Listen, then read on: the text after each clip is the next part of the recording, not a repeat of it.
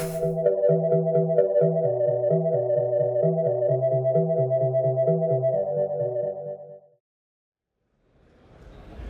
love playing Legacy because I feel like I get to play with all of the cards from Magic's history. There are so many different decks, and I feel like if you know Legacy well enough, if you know how to play your own cards, you can really play whatever you like. My name is Cameron Wisniewski. I am playing Grixis Tezzeret, also known as Dack in Black. So the deck strategy is to assemble Thopter Sword. So Dack finds pieces for Thopter Sword, Tezzeret finds pieces for Thopter Sword, Transmute Artifact does the same. The deck just aims to assemble those two cards, Thopter Foundry and Sword of the Meek, and then eventually grind out a win through the gradual advantage that you gain from it. So if you're unfamiliar with how Thopter Foundry and Sword of the Meek interact, Thopter Foundry is an artifact that reads pay a generic mana and sacrifice any non-token artifact you control to get a 1/1 blue flying Thopter artifact creature token and gain 1 life. That card works with Sword of the Meek, which is an equipment that costs 2, equips for 2, and gives your creature +1/+2, but very importantly reads that if it's in the graveyard when a 1/1 creature enters the battlefield under your control, it returns to the battlefield and attaches to that creature. So it being a non-token artifact, you can sacrifice it to Thopter Foundry, gain a life, make a 1/1, and then whenever that 1/1 enters the battlefield under your control, Sword of the Meek sees that happen and returns to the battlefield and equips to it, allowing you to make a 1/1 and gain 1 life for every 1 colorless mana you have.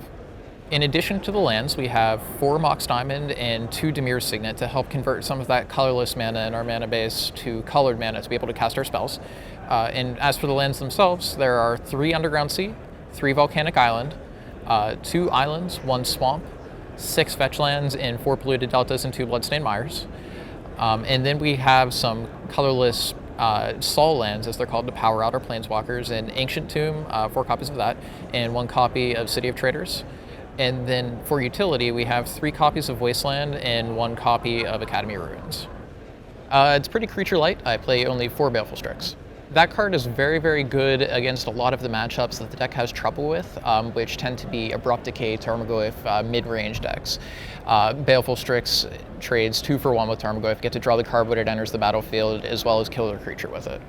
At its heart, this is a Thopter Sword deck, and every card in the deck is geared towards making that combo happen. So the core of it, I guess, would be the 4 copies of Thopter Foundry alongside 3 copies of Sword of the Meek. To help you assemble that combo, you have 4 copies of Dack Fayden, which is, in a way, this deck's brainstorm, and 3 copies of Tezzeret, Agent of Bolas. To kind of go along with the rest of the Tezzeret shells, I also play 4 copies of Chalice of the Void in the main deck, and 2 copies of Ensnaring Bridge as Disruption. Deck also plays 2 copies of Transmute Artifact. In a deck with very, very little variation of mana cost, basically everything is 2 and 3 mana, Transmute Artifact is basically as good as Tinker, except you don't have to sacrifice anything until the spell resolves, so if it happens to get countered, you're not out another card. The only permission in the deck is the 4 Force of Will. It's used more often defensively than offensively. You can use it to protect your spells rather than counter your opponent's power plays. So in my sideboard today, I'm playing 4 copies of Leyland of the Void and 1 copy of Helm of Obedience, both as graveyard hate as well as another win condition in matchups where I might need to kill my opponent quickly. For a more mana-based disruption, I have 2 copies of Blood Moon. For creature hate, I'm playing 2 copies of the Abyss and 2 copies of Toxic Deluge, as well as 1 copy of Fiery Confluence, both as a wrath and as a way to destroy troublesome artifacts like Null Rod. And then as anti-combo hate, I have 1 copy of Chains of Mephistopheles, which can also come in some fair matchups, and 2 copies of Lodestone Golem. The deck's best matchup by far is Miracles. I've been playing this deck for a while, as I said before, and I would say that overall my win percentage against that deck is about 80-20. It's extremely lopsided in my favor. You just have so many permanents that are incredibly troublesome for Miracles, and if even a single one resolves, you're extremely favored to win the game. The weakest point of the deck is that it is very reliant on its permanents, so if your opponent has, in their main deck especially, ways to disrupt what you have on your board, you can often find that it's difficult to win.